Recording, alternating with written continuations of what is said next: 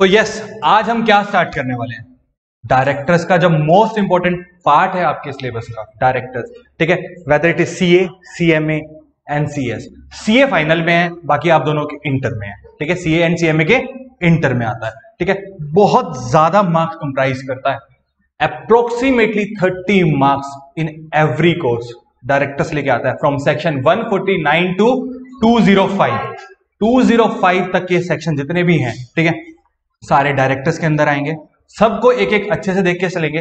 ठीक है, तो आज हम सीरीज जो स्टार्ट करने वाले हैं वो है appointment and qualification of director, जो कि चलेगी 149 से 172 तक। स्टार्ट करें तो पहले सबसे ज्यादा जरूरी डायरेक्टर्स के चैप्टर को, डायरेक्टर्स के सेक्शंस को स्टार्ट करने से पहले जानना जरूरी है डायरेक्टर्स होता क्या है, कौन है, कौन होता है डायरेक्टर्स। कोई बता सकता है डायरेक्टर कौन है और कितने टाइप के डायरेक्टर होते हैं? होल टाइम डायरेक्टर होता है, और इंडिपेंडेंट डायरेक्टर होता है, और वुमेन डायरेक्टर होता है, और हाँ जी, बस यही होते हैं। ठीक है, दो broad category, executive director and non executive director. ठीक है, इन दो ब्रॉड कैटेगरीज में हमने डायरेक्टर को बांटा हुआ है। ये कौन कौन है पहले समझते हैं। एग्जीक्यूटिव को कह रहे directors who are in employment. Employment क्या होता है, यानी these are the employees of the company, they are in the employment of the company, and non-executive director are not in employment. ठीक है, they are not in the employment of the company. ठीक है, अब executive की बात करें तो कहते हैं they are directly devoted to the company, क्योंकि उनका रेमनरेशन डिपेंड करता है कंपनी की ग्रोथ पे, कंपनी की डेवलपमेंट पे, उनकी सक्सेस पे। ठीक है, और नॉन एग्जीक्यूटिव डायरेक्टर जो होते हैं वो प्रोफेशनल्स होते हैं, they work as a professional, they are working in a professional capacity. ठीक है, समझ आया बात। तो ये अनबायस्ड हो सकते हैं, ये अनबायस्ड होंगे, इनका ओपिनियन लेने के लिए कंपनी इनको बुलाती होगी। ठीक है, क्योंकि इनकी अनबायस्ड अप्रोच रही होगी। ठीक है, सो ये प्रोफेशनल्स हैं। वो एग्जीक्यूटिव कौन है हाँ जी, कौन है?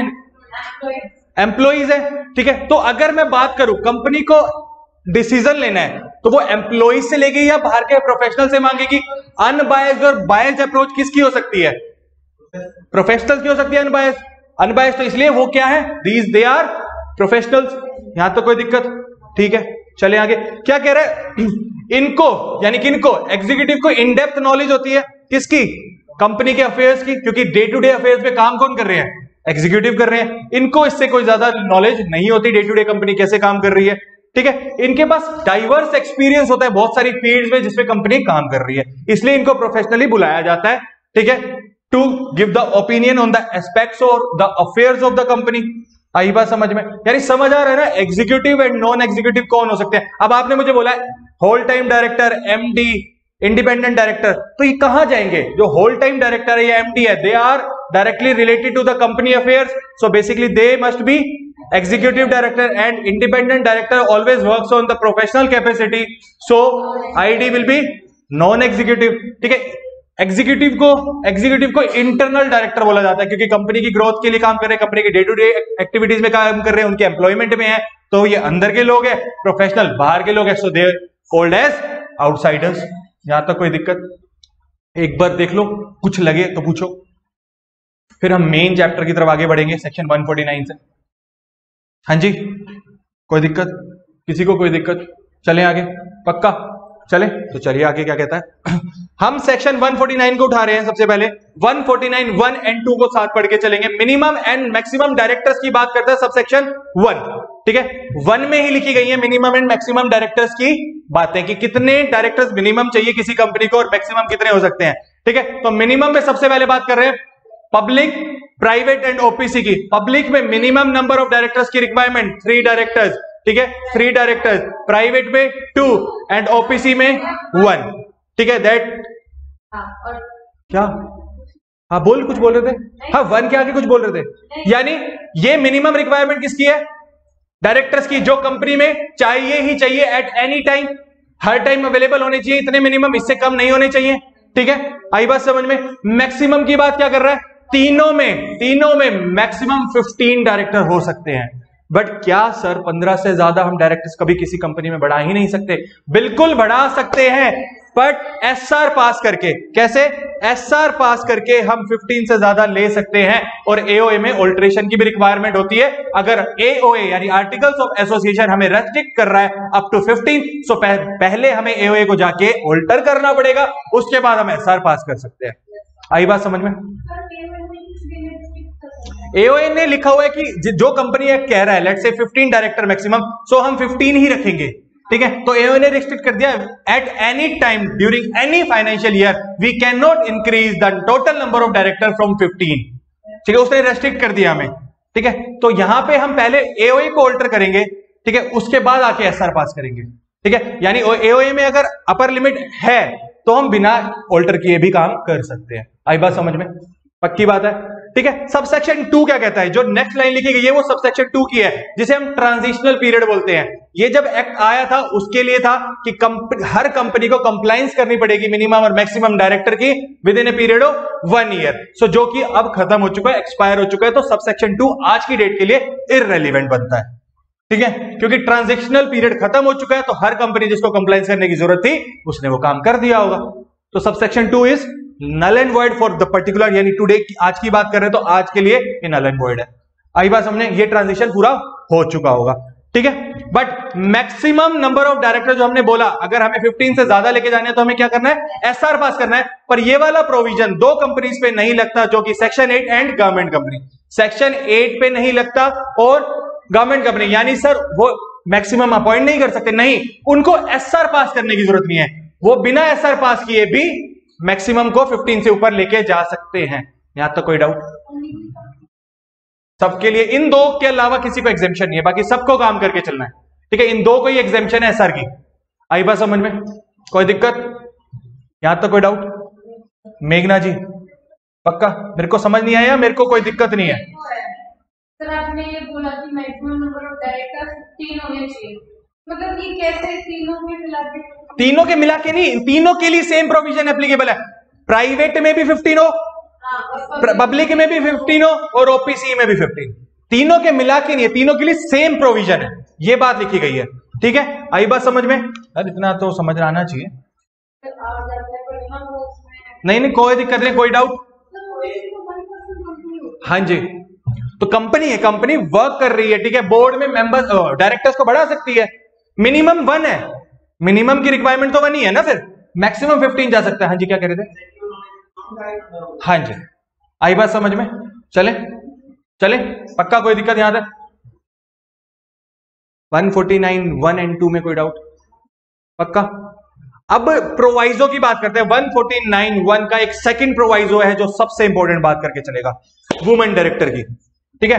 वुमेन डायरेक्टर की बात करके चलता है। आजकल माना जाता है कि वुमेन ज्यादा कॉम्पिटेंट है हम लोगों से, तो इसलिए हर कंपनी में वुमेन को अपॉइंट कर दिया गया है, ठीक है? किस लिए अपॉइंट किया जाता होगा सर? मन लगा रहे?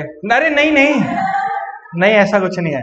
बोर्ड में वुमेन बैठती है तो एक डेकोरम मेंटेन करके रखते हैं ना लोग, ठीक है? नहीं तो फिर पता नहीं क्या क्या कर देंगे पीयूष जैसे लोग, ठीक है? इसलिए विमेन डायरेक्टर को कंपलसरी किया गया है। कह रहे at least 1 women director should be on board, at least, ठीक है? पर एवरी लिस्टेड कंपनी में तो चाहिए ही चाहिए, हर लिस्टेड कंपनी में विमेन डायरेक्टर होगी ही होगी, पक्का?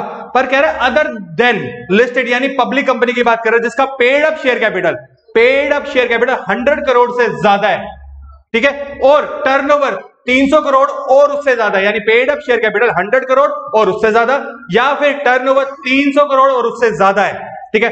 तो उस कंपनी में भी 1 विमेन डायरेक्टर चाहिए ही चाहिए। कोई दिक्कत यहां तक? किसी को कोई डाउट? पक्का? पक्का चलना है आगे? मान लीजिए अब विमेन डायरेक्टर एक ही है किसी कंपनी में और वैकेंसी आ गई, तो क्या करेंगे उसकी बात कर रहा है। कह रहा है intermittent vacancy be filled by board not later than immediate next board meeting.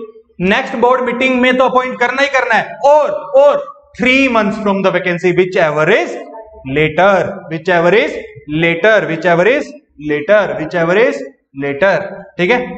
यानी नेक्स्ट बोर्ड मीटिंग और 3 months whichever is later, ठीक है? उसमें आप वो क्या अपॉइंट करके चलेंगे? वैकेंसी को फिल करके विमेन डायरेक्टर को अपॉइंट करके चलेंगे, ठीक है? और सर ये पेड अप शेयर कैपिटल और टर्नओवर कौन सा देखा जाएगा? लेटेस्ट ऑडिटेड बैलेंस शीट का, ऑब्वियसली, ठीक है? यहां तक कोई डाउट? पक्का? तो एक एग्जांपल देखें, पक्का सब देखेंगे सामने। एग्जांपल कह रहे miss x was occupying the office of women director in a company but due to her sudden death, उनकी डेथ हुई on 17th March 2020, the intermittent vacancy so occurred was required to be filled up, ठीक है, at the earliest because she was the only women director on board, ठीक है। The immediate board meeting was held on 25th of June, ठीक है। The vacancy of WD यानी women director must be filled up latest by, पहले आप इसका जवाब देंगे, दो ब्लैंक्स है आपके सामने, देखो दो डेट आ रही है 3 months और बोर्ड मीटिंग, ये देखना है 3 months from the date of vacancy और the board meeting whichever is later. तो अब देखो कब फिल होनी चाहिए, 3 months कब पूरे हो रहे हैं पहले तो ये बताओ, 17 जून यानी 16 जून, 3 महीने पूरे 16 जून को हो जाएंगे, और 25 जून बोर्ड मीटिंग, लेटर कौन सी है तो 25 जून को, ठीक है, लेटेस्ट बाय 25 जून 2020, ठीक है, आई बात समझ में, ठीक है। If not filled up earlier that is within 3 months then from the date of vacancy, 3 months के उसके बाद। अगर बोर्ड मीटिंग यहां पे हम पहले कह देते, हम ये कहते हैं कि बोर्ड मीटिंग, लेट से मेरा क्वेश्चन चेंज करते हैं छोटा सा, बोर्ड मीटिंग 5 जून को हुई होती तो कब होता 16 जून, 3 months जब खत्म हो रहे थे उसके अंदर हो जाता, लेटेस्ट बाय 16 जून 2020। आई बात समझ में, यहां तक कोई दिक्कत, पक्का। एक बार दोबारा रिवाइज मार लिया अभी तक जितना बड़ा हमने सबसे पहले बात करी एग्जीक्यूटिव एंड नॉन एग्जीक्यूटिव की। एग्जीक्यूटिव एम्प्लॉयमेंट में होते हैं, वो एम्प्लॉयमेंट में नहीं होते, उनको डे टू डे अफेयर्स का पता होता है, वो प्रोफेशनल कैपेसिटी में काम करते हैं, ये इंटरनल होते हैं, ये आउटसाइडर्स होते हैं। होल टाइम डायरेक्टर MD किस में आते हैं, एग्जीक्यूटिव में, इंडिपेंडेंट किस में आता है, ये हो गया। उसके बाद हमने सेक्शन 149 स्टार्ट किया, सबसे पहले सबसेक्शन 1 की बात करी, minimum maximum director, public private and OPC 3 to 1, maximum 15 से ज्यादा लेके जाना हो तो SR पास करके हम कर सकते हैं, बट तभी SR पास कर सकते हैं जब AOA में ये प्रोविजन हो। अगर AOA में रेस्ट्रिक्ट किया गया तो AOA को ऑल्टर करेंगे फिर SR पास करेंगे। 2 कंपनीज पे एप्लीकेबल नहीं है, सेक्शन 8 और गवर्नमेंट कंपनीज पे। यहां तक समझ आई। सब सेक्शन 2 क्या कहता है, ट्रांजिशन पीरियड की बात करके चलता है। किसकी बात करके चलता है, ट्रांजिशन पीरियड, मतलब हर कंपनी को जो इसकी कंप्लायंस पूरी करनी है उसको 1 साल के अंदर ये काम पूरा करके चलना पड़ेगा। यहां तक कोई दिक्कत, ठीक है। उसके बाद हमने second proviso to section 149 sub section 1 पढ़ा, वुमेन डायरेक्टर की। हर लिस्टेड कंपनी को एक वुमेन डायरेक्टर ऑन बोर्ड चाहिए, और other than listed company but public company जिनका paid up share capital 100 crore और उससे ज्यादा या टर्नओवर 300 करोड़ और उससे ज्यादा है तो उसको भी एप्लीकेबल है। वैकेंसी होगी तो नेक्स्ट बोर्ड मीटिंग और 3 months whichever is later में अपॉइंट करके चल देंगे। यहां तक कोई दिक्कत, पक्का, तो नोट करेंगे पहले। आगे बात करके चलते हैं सबसेक्शन 3 की। 149 सबसेक्शन 3 बात करता है रेजिडेंट डायरेक्टर की। रेजिडेंट का मतलब आपने टेक्स्ट में पढ़ा होगा, पढ़ा है टेक्स्ट में रेजिडेंट और नॉन रेजिडेंट, हाँ जी। तो क्या कह रहा है सुनिएगा, कह रहा है एवरी कंपनी, हर कंपनी को क्या करना है, shall have at least 1 director, at least 1 director को ऐसा होना चाहिए जो इंडिया में रहे, who stays in India for a total period of not less than 182 days, Bharat में रहे एक ऐसा डायरेक्टर कम से कम फॉर 182 दिनों के लिए ड्यूरिंग द फाइनेंशियल ईयर, ठीक है। आई बात समझ में, कह रहा provided in case of A newly incorporated company, let's say एक कंपनी नई इनकॉर्पोरेट हुई है और उसको टोटल ही 182 डेज नहीं हुए तो क्या करेंगे, या सीधा बोलते पूरे साल के लिए एग्जिस्टेंस में नहीं थी तो क्या करेंगे, रेशियो निकालेंगे, यानी प्रोपोर्शनेट बेसिस पे निकाल के चलेंगे। The requirement under this subsection shall be apply in a proportionate way में। क्या कह रहा है, प्रोपोर्शनेटली कैसे करेंगे देखेंगे, आइए समझते हैं इसको।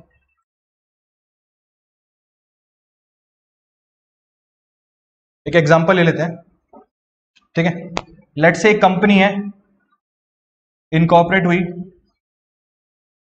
1 अक्टूबर 2020 को, ठीक है। तो हमें किस फाइनेंशियल ईयर के लिए निकालना है, 2021 के लिए निकालना है। तो 182 डेज वाली जो रिक्वायरमेंट है ये हम कह रहे हैं ये प्रोपोर्शनेट होगी, प्रोपोर्शन में आएगी। तो कैसे आएगी, कोई बता सकता है, कितने डेज एटलीस्ट इंडिया में रहना चाहिए इसको? हाँ हाँ कोई दिक्कत नहीं,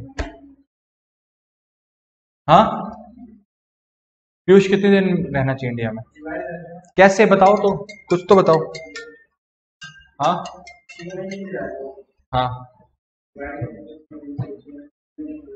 डेज कितने होते हैं ईयर में, हम 365 अज्यूम करके चलते हैं, जितने दिन बाकी हैं, कितने दिन बाकी है, 1 अक्टूबर को इनकॉर्पोरेट हुई यानी एग्जिस्टेंस में आ गई थी, तो यानी अज्यूम करके चल लेते हैं 182 डेज ही हुए हैं कंपनी को इनकॉर्पोरेट भी हुए, तो रिक्वायरमेंट पूरी करने के लिए जो 182 डेज वाली है, ठीक है, कितनी हो जाएगी, 91 डेज की हो जाएगी। तो एटलीस्ट उस ईयर के लिए एक रेजिडेंट डायरेक्टर को 91 डेज की रिक्वायरमेंट को पूरा करके चलना है। यहां तक समझ आई बात, ठीक है। 182 डेज कंप्लीट फाइनेंशियल ईयर में रहना है, ठीक है। अगर कंपनी को इनकॉर्पोरेट हुए ही पूरा 1 साल नहीं हुआ है तो प्रोपोर्शनेट वे में काम करके चलेंगे, यहां तक कोई दिक्कत। चले आगे, तो 1, 2 और 3 में कोई डाउट, सेकंड प्रोवाइजो में कोई डाउट। आगे सीरीज जो 4 से 13 तक चलेगी वो बात करेगी इंडिपेंडेंट डायरेक्टर की, यानी 149 सबसेक्शन 4 टू सबसेक्शन 13 तक इंडिपेंडेंट डायरेक्टर की बात करेगी चलेगी, और बहुत इंपॉर्टेंट पॉइंट्स भी हैं, तो ध्यान लगाएंगे। पहले इसमें कोई डाउट है तो पहले पूछ के चल सकते हैं।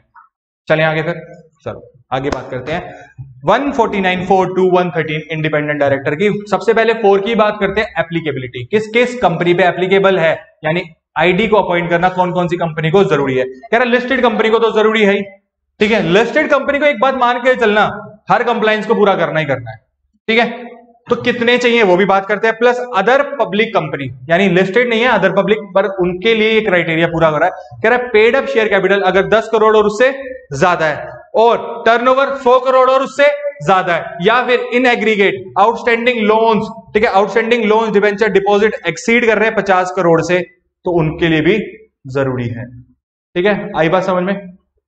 तो अब कितने कितने डायरेक्टर होने चाहिए आप समझते हैं एक बार। सबसे पहले बात करते हैं लिस्टेड कंपनी की। अगर लिस्टेड कंपनी को अपॉइंटमेंट जरूरी है आईडी का, तो कह रहा है at least 1/3 of total number of director ID होने चाहिए, ठीक है, 1/3। और साथ में एक बात बता देता हूं, अगर कोई फ्रैक्शन आ रहा है तो फ्रैक्शन को राउंड ऑफ कर देंगे 1 में, ठीक है। आई बात समझ में। लेट से एक कंपनी में 14 डायरेक्टर्स हैं, कितने, 14 डायरेक्टर्स हैं लिस्टेड कंपनी में, तो आईडी कितने होने चाहिए बताएंगे प्लीज, चेक करो कैसे किया। 14 डिवाइडेड बाय 3 कितना आता है, 4.67, और हमने बोला क्या, फ्रैक्शन को राउंड ऑफ कर देंगे 1, तो मिनिमम आईडी कितने चाहिए, 5। और यही अगर 11 होते तो कितने चाहिए होते, तो 4 चाहिए होते। और अगर 10 होते तो कितने चाहिए होते, ठीक है। आई बात समझ में। यानी 3 से ऊपर कुछ भी जा रहा है फ्रैक्शन राउंड ऑफ होगा 1।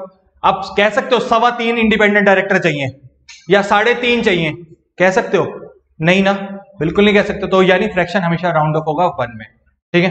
आई बात समझ में। और अदर देन लिस्टेड कंपनी के लिए कह रहा है एटलीस्ट 2, यानी shall have at least 2 director as independent director, जिनकी रिक्वायरमेंट क्या है, paid up share capital 10 crore और उससे ज्यादा, टर्नओवर 100 करोड़ और उससे ज्यादा, और in aggregate outstanding loan debenture deposit 50 crore से ज्यादा। यहां तक कोई दिक्कत, कोई दिक्कत।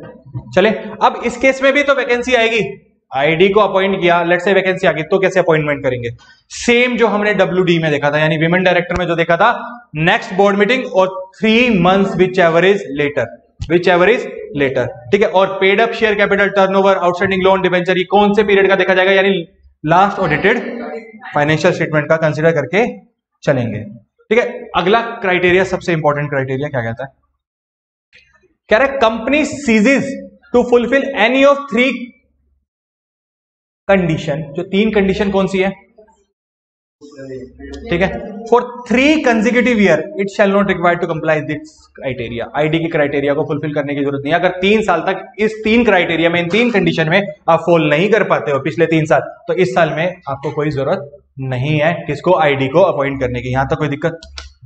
कह रहा है section 8 company unlisted public company which are either joint venture और होली ओन्ड सब्सिडरी और a dormant company are not required to appoint independent director. Section 8 company को रिक्वायरमेंट नहीं है। अनलिस्टेड पब्लिक कंपनी, ठीक है, जो ज्वाइंट वेंचर है या होली ओन्ड सब्सिडरी है किसी की और डोरमेंट कंपनी है, तो क्या जरूरत नहीं है उसको आईडी अपॉइंट करने की। यहां तक कोई दिक्कत, एप्लीकेबिलिटी समझ आया, कोई दिक्कत।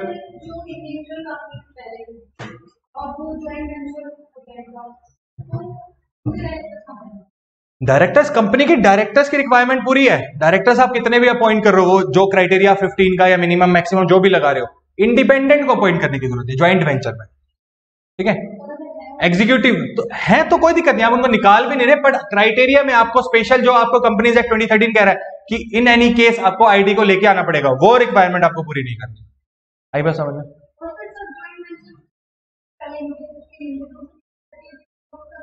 तो आप ऑल्टरेशन करो, एसआर पास करो, कुछ भी करो। हाँ मतलब आपको देखना है कि ऑन बोर्ड अब आपको कितने रखने हैं, आपकी रिक्वायरमेंट कितनी है वो चेक करो और उसके हिसाब से कंप्लाइंस करो। आई बात समझ में? नहीं आई ना? नहीं आई ना? क्या समझ आया? बात कौन सी?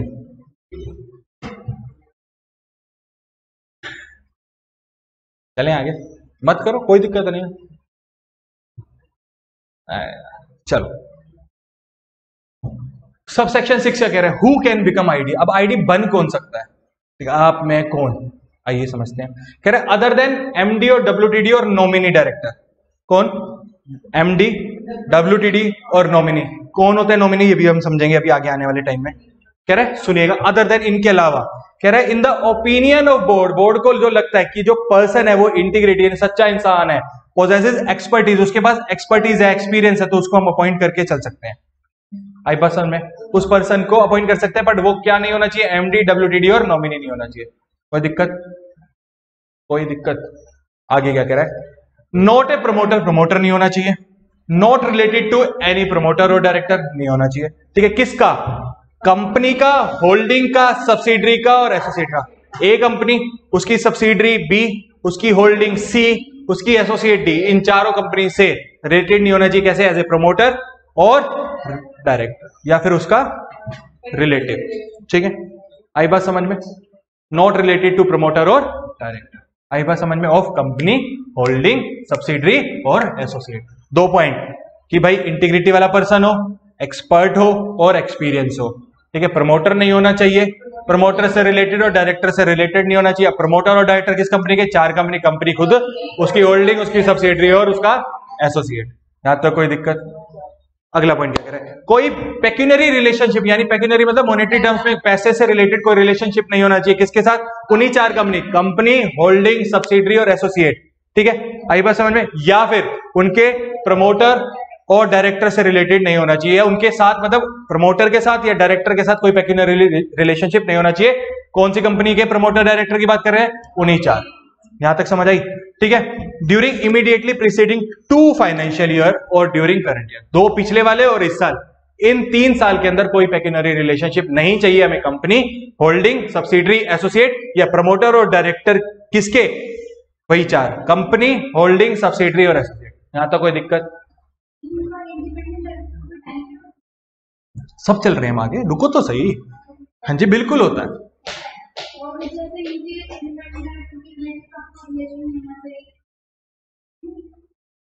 ये रिलेटेड नहीं होने चाहिए। हमने अभी तक शेयर्स की बात नहीं करी है, अभी तक नहीं करी हमने। आगे क्या पता क्या हो, कल किसने देखा है? सर एक क्वेश्चन और था कि अगर पब्लिक, प्राइवेट या ऑफिस में जो डायरेक्टर है 3, 2 और 1, अगर वो कम हो जाते हैं, सेक्शन 3 ऑफ कंपनीज एक्ट याद करो, 3A 6 मंथ्स मिनिमम फॉल हो जाता है तो क्या करना होता है आपको? मेंबर्स और डायरेक्टर वाला सिनेरियो याद करो। आई बात समझ में? आई बात समझ में? चले आगे, पक्का? पक्का ना? अगला पॉइंट क्या कह रहा है? कह रहा है no pecuniary relationship of relative amounting 2% or more of its gross turnover or 50 lakh whichever is lower. किसके? ठीक है, रिलेटिव की बात कर रहा है। ठीक है, उस पर्सन के रिलेटिव, आईडी के रिलेटिव की, पीछे बात की आईडी की, अब उसके रिलेटिव की बात कर रहा है। पर किससे रिलेटेड नहीं होना चाहिए वो? कंपनी से, यानी पेक्यूनरी रिलेशनशिप किससे नहीं होना चाहिए? उन्हीं 4 कंपनी से या उन्हीं 4 कंपनी के प्रमोटर और डायरेक्टर से। बट एक छोटा सा आपको दिया हुआ है, 2% और 50 lakh whichever is lower पे आप काम चला सकते हो। ठीक है, टोटल टर्नओवर का 2% और 50 lakh whichever is lower पे अगर है रिलेशन तो हम काम चला लेंगे। किसके लिए? सिर्फ रिलेटिव के लिए, आईडी के लिए नहीं। आई बात समझ में पीयूष? ये क्या होता है? क्या कह रहा है? और इसका भी रिलेशन उसी टाइम पे चेक करेंगे, कब? 2 पिछले साल और यहां तक कोई दिक्कत? पक्का? हाँ जी, पहले 4 पॉइंट में कोई डाउट? चले आगे। 5th पॉइंट क्या कह रहा है? कह रहा है नाइदर हिमसेल्फ, यानी खुद की बात कर रहा है, नॉर एनी ऑफिस रिलेटिव, अपने रिलेटिव की भी बात कर रहा है, खुद की भी बात कर रहा है। कह रहा है होल्ड नहीं करनी इनको कोई भी पोजीशन ऑफ केएमपी और एनी एम्प्लॉय। ठीक है, खुद भी यानी इंडिपेंडेंट डायरेक्टर या उसका कोई रिलेटिव किसी कंपनी में वही चार कंपनी होल्डिंग, सब्सिडरी और एसोसिएट, इन चारों कंपनी में केएमपी की पोजीशन या फिर कोई एम्प्लॉय पोजीशन होल्ड ना कर रहा हो ड्यूरिंग लास्ट 3 फाइनेंशियल ईयर्स। अगर ऐसा है तो क्या नहीं बन सकते आप? आईडी नहीं बन सकते। यहां तक समझ आई बात? चेक करेंगे, खुद इंडिपेंडेंट डायरेक्टर और मेरे रिलेटिव, कभी खुशी कभी गम, ठीक है। तो क्या नहीं करना इनको? केएमपी नहीं बनना और एम्प्लॉय नहीं बनना। किस कंपनी में? चारों कंपनी में, ठीक है। कितने सालों के लिए? पिछले 3 सालों के लिए। कोई दिक्कत? जो अगर थे तो आप आज नहीं बन सकते। आई बात समझ में?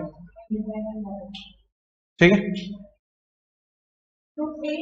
जो थे मतलब अगर आप या आपके रिलेटिव पिछले 3 सालों में या तो केएमपी की पोजीशन होल्ड कर रहे थे, ठीक है, या फिर एम्प्लॉय थे, तो आप आज आईडी नहीं बन सकते। आई बात समझ में? हाँ जी, हाँ, नहीं डाइवोर्स के बाद वो रिलेशनशिप एंड हो जाता है ना, एंड हो गया ना। हाँ हाँ हाँ हाँ हाँ हाँ हाँ हाँ, ठीक है, कोई दिक्कत? मतलब दोबारा विचार ना हो उनका रीमैरिज करने का, तो कोई रिलेशनशिप में ना आ गए और ना कर लिया हो तो ठीक है। अरे जस्ट ठीक है, चले आगे। इसी का सेकंड पॉइंट, सब देखो हमने 5th पॉइंट का पहला पॉइंट पढ़ा अभी, अब सेकंड में क्या कह रहा है? नाइदर हिमसेल्फ और एनी ऑफ हिज रिलेटिव, क्या करने? एम्प्लॉय और प्रोप्राइटर और पार्टनर किसके? ओहो, ये बड़ा अच्छा पॉइंट है, सुनिएगा क्या कह रहा है। या तो एम्प्लॉय हो या प्रोप्राइटर हो या पार्टनर हो, किसके? एक फर्म ऑफ ऑडिटर और firm of CS in practice या कॉस्ट ऑडिटर। किस कंपनी हो गए? उन्हीं 4 कंपनी हो गए, ठीक है। या तो आईडी खुद या उसके रिलेटिव, क्या हो? एम्प्लॉय हो, प्रोप्राइटरशिप में कोई काम कर रहे हो, क्या वही फर्म खोल के बैठे हो, या फिर पार्टनर हो तीनों में, प्रैक्टिसिंग सीए फर्म में, प्रैक्टिसिंग सीएस फर्म में और प्रैक्टिसिंग कॉस्ट अकाउंटेंट्स के पास, ठीक है। और किसके?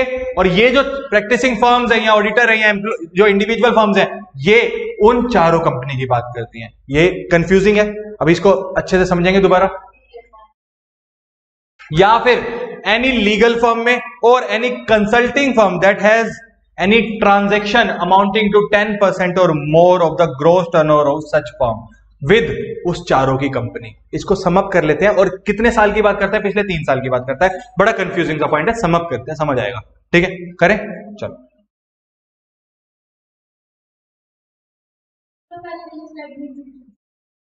पहले वाली स्लाइड में पूछ लो।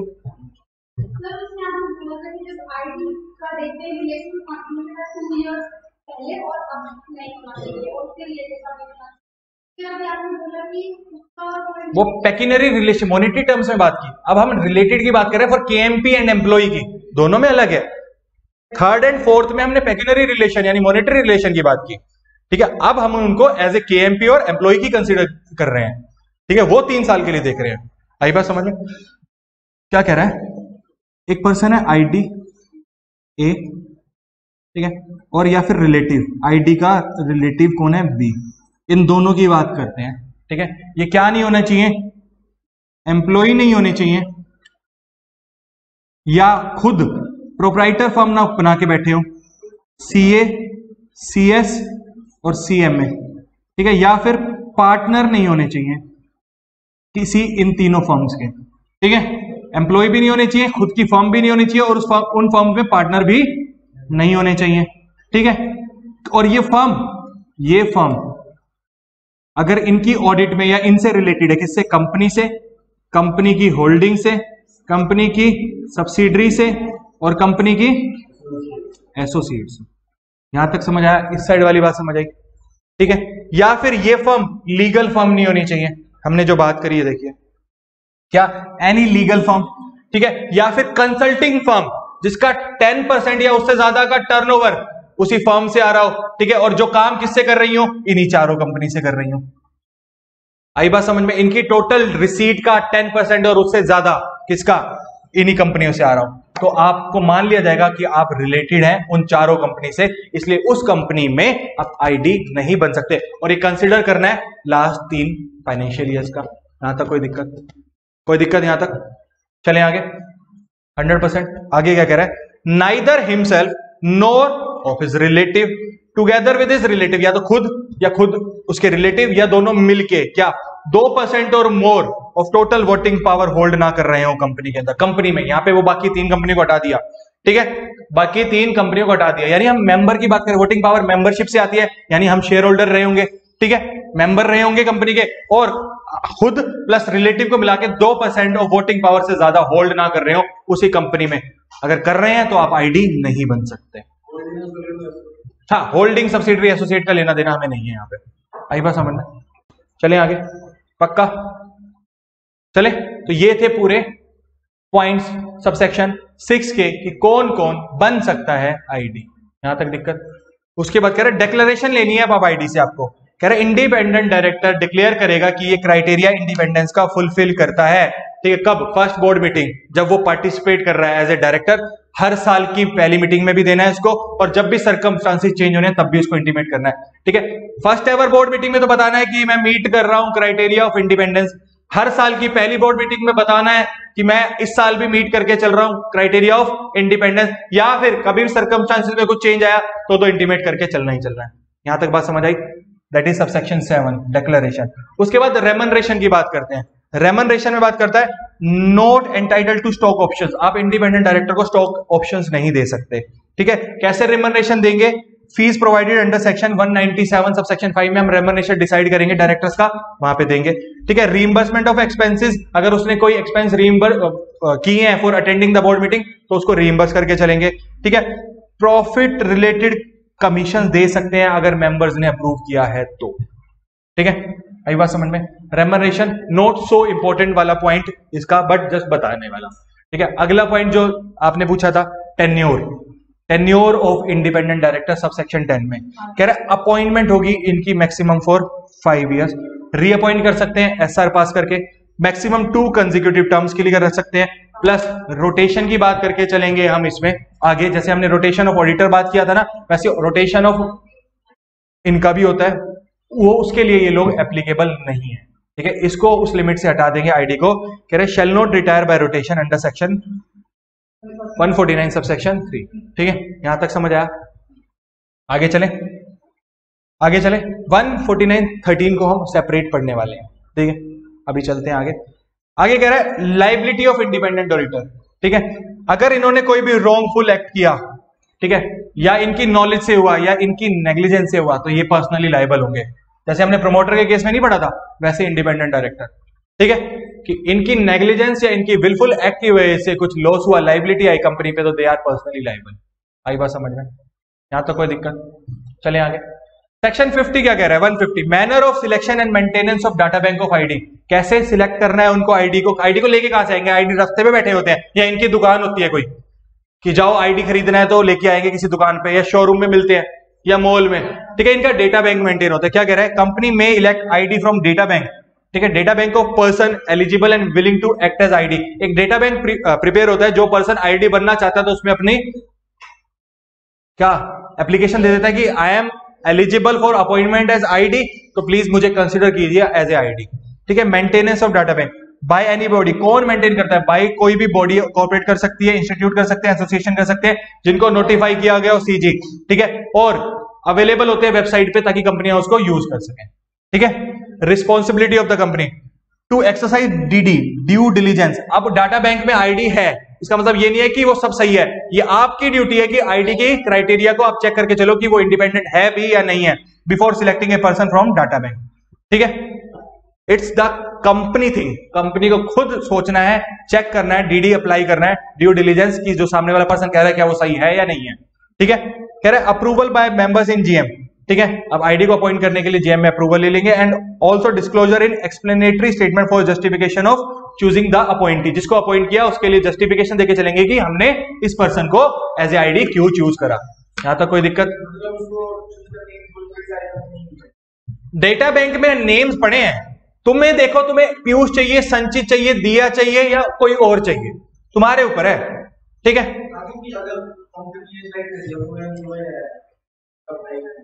हाँ, अब वही तो कह रहे हैं। अब उसने डेटा बैंक में डाल दिया, अब तुम्हें देखना है कि क्या वो एलिजिबिलिटी क्राइटेरिया में फॉल कर रहा है, यानी सबसेक्शन 6 के अकॉर्डिंग क्या वो हमारी कंपनी का आईडी बन सकता है। कोई ऐसी चीज तो नहीं है जो उसको हटा रही हो आईडी बनने से हमारी कंपनी का, जो अभी हम 7-8 पॉइंट पढ़ के आए हैं। ठीक है, ये कंपनी के ऊपर है। कंपनी फिर आगे कंपनी रिस्पॉन्सिबल है, आप डेटा बैंक को नहीं बोल सकते, या डेटा बैंक मेंटेन करने वाले पर्सन को नहीं बोल सकते, या नहीं बिल्कुल नहीं। आईडी के विलफुल एक्ट और नेग्लिजेंस की वजह से कुछ हो रहा है तो ही आईडी लाइबल होगा। ठीक है, चलिए आगे। यहां तक कोई दिक्कत? रिवाइज मारते हैं एक बार पूरा, अभी तक हमने क्या किया। सबसे पहले हमने क्या स्टार्ट किया था, एग्जीक्यूटिव नॉन एग्जीक्यूटिव। एग्जीक्यूटिव में वो एम्प्लॉयमेंट में, वो नॉन एम्प्लॉयमेंट वो प्रोफेशनल। ठीक है, उनको डे टू डे का पता होता है, वो insider, they are outsiders. MD WTD are executive and independent is non executive. उसके बाद हमने सबसेक्शन 1 पढ़ा, minimum maximum 3 to 1, public private OPC maximum 15।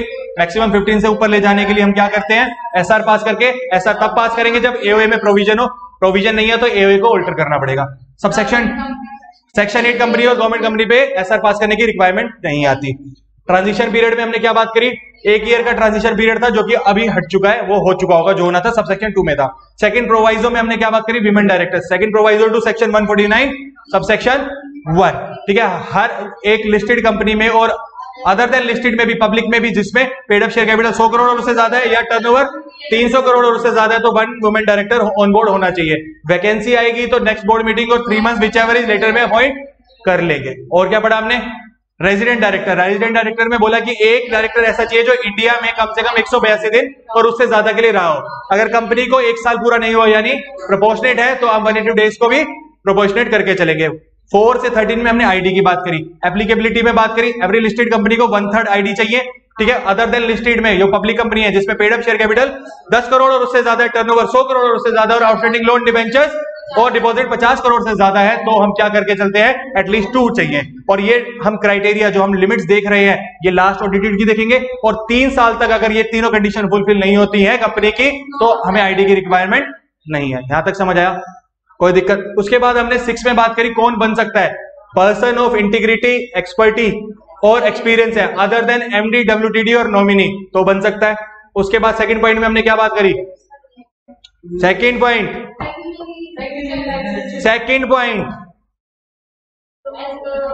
Third point था, प्रमोटर नहीं होना चाहिए, नहीं प्रमोटर नहीं होना चाहिए वो, और प्रमोटर और डायरेक्टर से रिलेटेड नहीं होना चाहिए। किस 4 कंपनी में,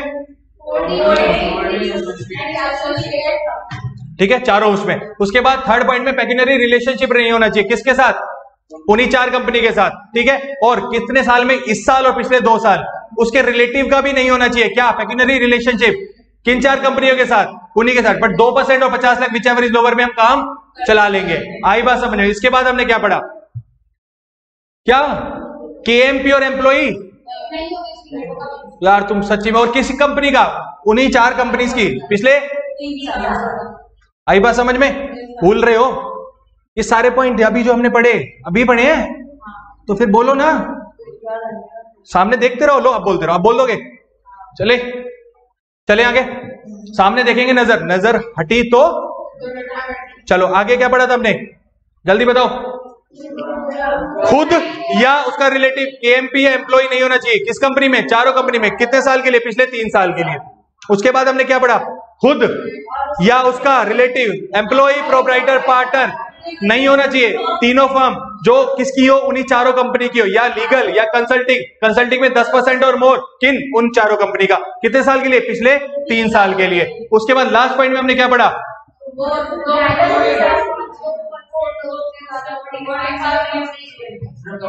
क्या 2% से ज्यादा खुद और रिलेटिव मिला के वोटिंग पावर ना हो कंपनी में सिर्फ। ठीक है, उसके बाद हमने क्या पढ़ा, इंडिपेंडेंट की डिक्लेरेशन। ठीक है, कब कब देनी है, फर्स्ट बोर्ड मीटिंग एवर जो उसमें वो बैठ रहा है, हर साल की पहली, और जब सर्कमस्टेंसेस चेंज हो रहे हैं। रेमनरेशन में हमने क्या बोला कि स्टॉक ऑप्शन नहीं देंगे, रेमनरेशन देंगे 197 सबसेक्शन 5 के अकॉर्डिंग, और रिम्बर्समेंट करेंगे कोई एक्सपेंसेस हुआ तो। उसके अलावा प्रॉफिट बेस्ड पेमेंट्स भी कर सकते हैं, अप्रूवल लेंगे मेंबर्स की। उसके बाद टेन्योर की बात की, 5 साल 2 कंसेक्यूटिव के लिए रीपॉइंट हो सकता है। उसके बाद 149(13) में हम कंसिडर नहीं करेंगे रोटेशन। ठीक है, यहां तक दिक्कत। फिर उसके बाद हमने 12 की बात करी, लाइबिलिटी खुद के विलफुल और नेग्लिजेंस की वजह से हुआ तो लाइबल होगा। उसके बाद 150 में हमने मैनर ऑफ सिलेक्शन और डेटा बैंक की बात करी, ठीक है। जिसने डेटा बैंक मेंटेन किया, कोई भी इंस्टीट्यूट, कोई भी एसोसिएशन मेंटेन कर सकती है, नोटिफाई की हो, सीजी उनकी वेबसाइट पे अवेलेबल होगा, वहां से कंपनी उठा लेगी आईडी को। आई बात समझ में? और क्या करेगी? डीडी खुद अप्लाई करेगी, कंपनी की खुद की रिस्पॉन्सिबिलिटी है कि वो अप्रूवल जीएम में लेके चलेगी। यहां तो कोई दिक्कत? पक्का? चलें फिर आगे, चलो।